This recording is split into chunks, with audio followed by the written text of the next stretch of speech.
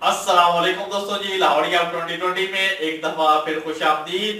I hope कि आपको हमारे वीडियोस पसंद आ रही होंगी। आप लोगों से एक ही गुजारिश, हमारे चैनल को लाइक करें, दोस्तों के साथ शेयर करें, ताकि वो दोस्त अहबाब जिनको लाहौरिया 2020 के बारे में इंफॉर्मेशन नहीं, वो भी हमारे चैनल के साथ जुड़े और हमारे चैनल से इस्तेफादा हासिल करें।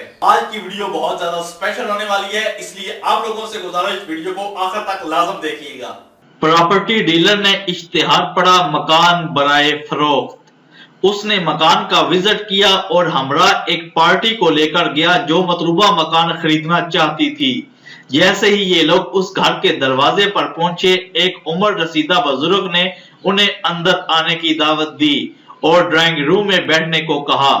कुछ देर बाद एक उम्र रसीदा खातून ने खाना, चाय की ट्राली, टेबल सजाए हुए उन लोगों की तरफ आ रही थी, जिस पर चाय के अलावा गाजर का हलवा, नीमको, बिस्कुट और कुछ मिठाई रखी हुई थी। वो दोनों मियां बीवी हमारे सामने बैठ गए और हमें चाय नोश करने की इजाजत देने लगे। मैंने उनसे कहा, आज हमारी पहली मुलाकात है और हम मकान की बातचीत करने आए हैं, और आपने इतना ज्यादा तकल्लुफ क्यों किया? बाबा जी ने धीमे लहजे से कहा, बेटा आप चाय नोश फरमाए, मकान की बात बाद में होती रहेगी। हम सब लोग चाय से लुत्फ अंदोज होते रहे और साथ कुछ गुफ्तगू भी करते रहे। कुछ देर बाद चाय वगैरह पीकर मैंने बाबा जी से पूछा, आप मकान की बात करें, ये मकान आप कितने में फरोख्त करेंगे? तो बाबा जी ने कहा, मकान की कीमत 50 लाख रुपए है। मैं हैरान होकर बोला, बाबा जी आपका मकान तो 30 लाख रुपए का भी नहीं और आप 50 लाख मांग रहे हैं। हैरत की बात है, आपने हमें चाय पिलाकर हम पर एहसान किया है और मकान की कीमत भी बहुत ज्यादा मांगी है, लिहाजा हमारा सौदा नहीं हो सकता। तो बाबा जी ने कहा, कोई बात नहीं, ये खाना पीना कुछ नहीं, इंसान अपने नसीब का खाता है। खैर हम 2-3 घंटे वहां गुजारकर खाली हाथ वापस लौट आए। 3 महीने बाद मैंने अखबार में फिर उसी मकान की फरोख्त का इश्तिहार पढ़ा और ताज्जुब हुआ कि अभी तक बाबा जी का मकान जो है वो बिका नहीं।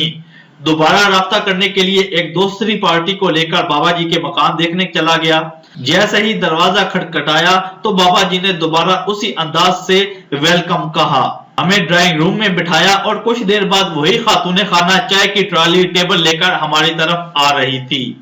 मैंने बेसख्ता कहा, बाबा जी आप इतना तकल्लुफ क्यों करते हैं? आप मकान कितने में बेचना चाहते हैं? बाबा जी ने कहा, आप चाय नोश फरमाए, मकान की बात बाद में करते हैं। पहले की मर्तबा इस बार भी चाय वगैरह पीने के बाद कुछ गुफ्तगू हुई और बाबा जी से मकान की बात करना चाहिए तो बाबा जी ने फिर 50 लाख की डिमांड कर दी।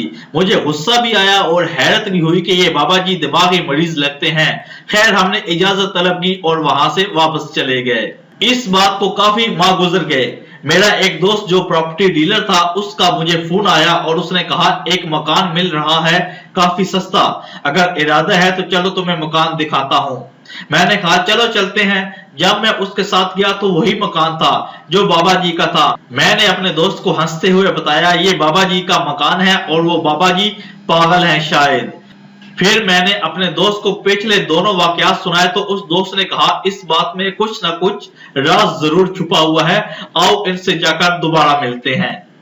मैंने दरवाजा खटखटाया, बाबा जी की नजर मुझ पर पड़ी। उन्होंने मुझे गले से लगाया और पहले की तरह इस बार भी अंदर आने की दावत दी और ड्राइंग रूम में लेकर चले गए। कुछ देर बाद वही खातूने खाना, ट्राली की टेबल हमारी तरफ लाती हुई दिखाई दी। बाबा जी ने हमें चाय नोश करने को कहा। मेरे दोस्त ने कहा, बाबा जी आज हम चाय तब तक नहीं पिएंगे जब तक आप हमें ये नहीं बता देते कि आप मकान फरोख्त करना चाहते हैं या आप लोग मकान फरोख्त नहीं करना चाहते। आप मकान की फरोख्त का इश्तिहार देते रहते हैं लेकिन मकान फरोख्त नहीं करते, और जो मकान खरीदने आता है उसकी तवाज़ा करके उसे भेज देते हैं। आखिर इसके अंदर माजरा क्या है?